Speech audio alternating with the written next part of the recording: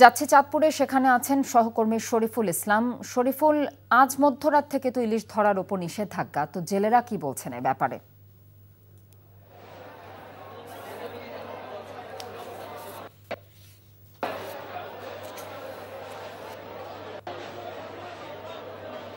Presenter voice শুনতে পাই না বলে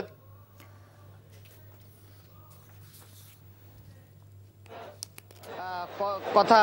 আজ মধ্যরাত থেকে শুরু হচ্ছে 22 দিন ব্যাপী ইলিশ ধরা নিষেধাজ্ঞা।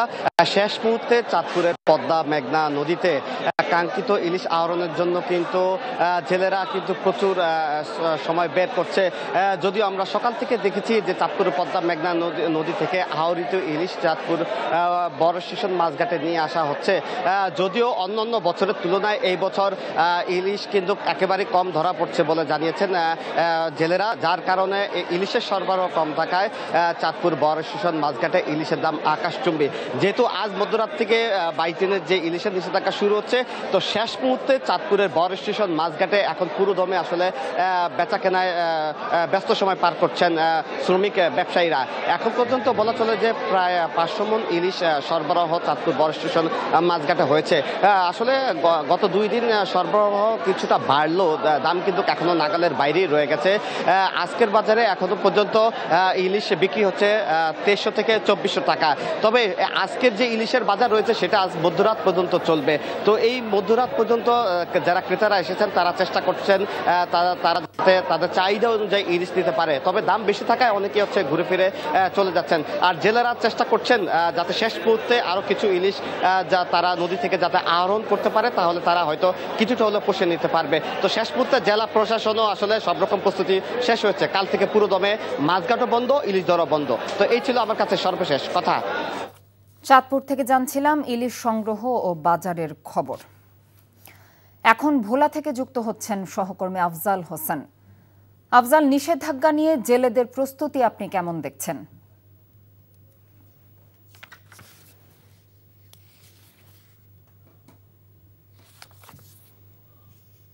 ভালো, এখানে আসে মাছ ধরে এই মেঘনা নদীতে, এবং তারা একই সাথে আমার ডান পাশে আমি পিছনে যে মাছ ঘাটটি রয়েছে এখানে তারা এসে মাছ এবং আজকের মধ্যরাত থেকেই মূলত মাছ ধরা বন্ধ।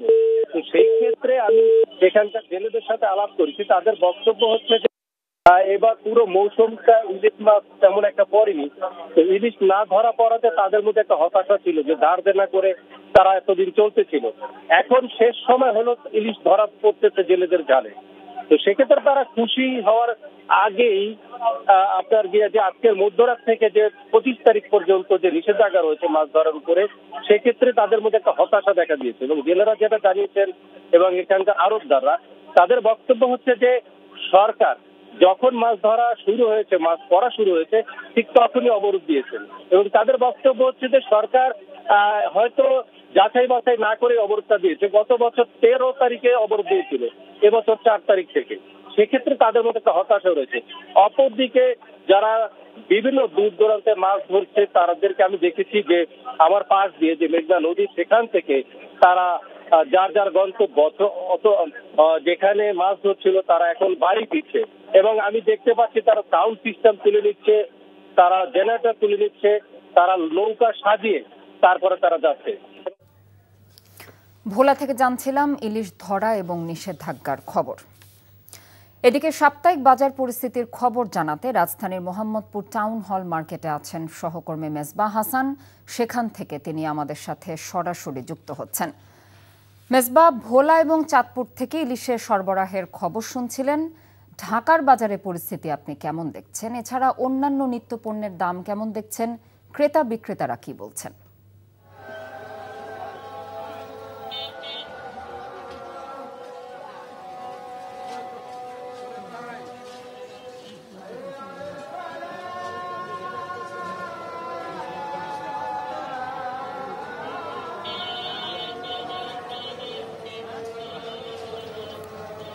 মধ্যরাতে যে সহকর্মীদের কাছ থেকে যে গল্প শুনছিলাম যে মধ্যরাত থেকে ইলিশ বন্ধ হয়ে যাচ্ছে, আজকে কিন্তু যে ইলিশের যে মৌসুম সেটা অনেক ক্ষেত্রে শেষ। আমি সহকর্মীদের ধরে একটু বলতে চাই, ইলিশের যে চড়া মূল্য, এর কারণ তো ট্যারিফ কমিশনের করতে থেকে 13টি সুপারিশ দেওয়া হয়েছে। তার মধ্যে একটা মূল কারণ দেখানো হয়েছে যে মধ্যস্বত্বভোগীদের যে ব্যাপক একটা জোর রয়েছে, যার কারণে কিন্তু দাম বেড়ে চলছে। একই সাথে যদি বলার চেষ্টা করি যে ইলিশের দাম যেটা আমরা ভোক্তাদের সাথে কথা বলছিলাম, সেটি ভোক্তারা যেটি বলছিলেন যে ভোক্তাদের যে এখনো মৌসুমের কিন্তু কিছুটা সময় আছে। গত বছরে আমরা দেখেছি অক্টোবরের 12 থেকে 14 তারিখের মধ্যে কিন্তু ইলিশ ধরা বন্ধের ঘোষণা করা হয়েছিল, সেটি এখন একটু তাড়াতাড়ি হয়ে যাচ্ছে, সেটি 4 তারিখে বন্ধ করা হচ্ছে। এটি নিয়ে কিন্তু ভোক্তারা প্রশ্ন তুলেছেন। সবকিছু মিলে ইলিশের দাম যে বাড়তি, এবং এই বাড়তি দাম কিন্তু বাংলাদেশের মানুষ কিনছে, অন্যদিকে কিন্তু এর প্রায় অর্ধেকের একটু বেশি দামে কিন্তু ভারতে আমরা দেখেছি করতে। এই ছিল ইলিশের দাম নিয়ে একটু বাজার পরিস্থিতি যদি বলার চেষ্টা করি। আসলে সবকিছু মানুষের স্বস্তি নেই এখন বাজার পরিস্থিতি। আজকে সবজির দামও কিন্তু আমরা দেখেছি 20 থেকে 30 টাকা পর্যন্ত বেড়ে গিয়েছে। বেগুন, প্রতি কেজি বেগুন বিক্রি হচ্ছে 130 থেকে 40 টাকা পর্যন্ত, রকম ভেদে সেটি 150 টাকা পর্যন্ত ছাড়িয়েছে। টমেটো বিক্রি হচ্ছে 120 থেকে 30 টাকা। এছাড়া প্রতিটি সবজি প্রায় 100-এর ঘর ছুঁয়েছে। ঢেঁড়স যেটি বিক্রি হচ্ছে 100 টাকা পর্যন্ত। সবজির দাম কিন্তু বাড়তি আছে। ব্রয়লার মুরগি একটু ওঠানামার মধ্যে আছে, যেটি গতকালকেও কিন্তু 150 থেকে 160 টাকা পর্যন্ত কিনতে পেরেছে ভোক্তারা। আজকে সেটি কিনতে হচ্ছে 170 থেকে 80 টাকা। যদিও সোনালী মুরগির ক্ষেত্রে আমরা ব্যতিক্রম দেখেছি, সেটি কিন্তু 300 টাকার নিচে এখনো পর্যন্ত নামছে না। গেল এক সপ্তাহ ধরে কিন্তু 300 টাকার মধ্যেই রয়েছে। এছাড়া যদি মাংসের বাজারের কথা বলি, সেটি গরুর মাংস কিন্তু 750 থেকে 800 টাকা বিক্রি হচ্ছে।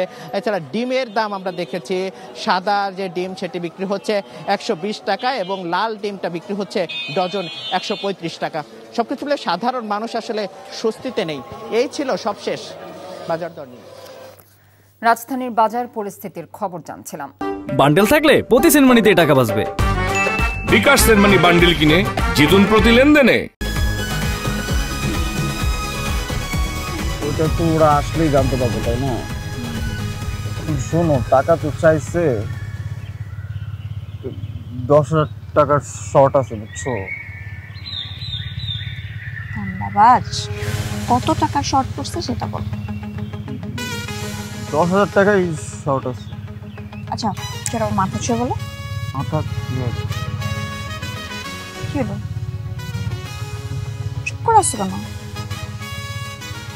ভণ্ডামি, টাউটামি, জায়গা পাও না তুমি? তুমি কি জীবনে ভালো হবে না? শোনো, ভন্ড আর টাউট বলবা না, আমার ইগোতে লাগে। তুমি ওইটাই।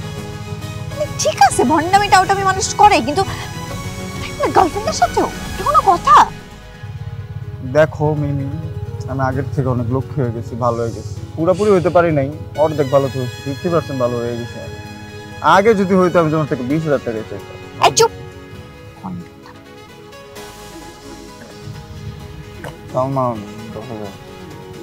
ঠিকভাবে বলো, কত টাকা শর্ট পড়ছে? 5,000 টাকা লাগবে।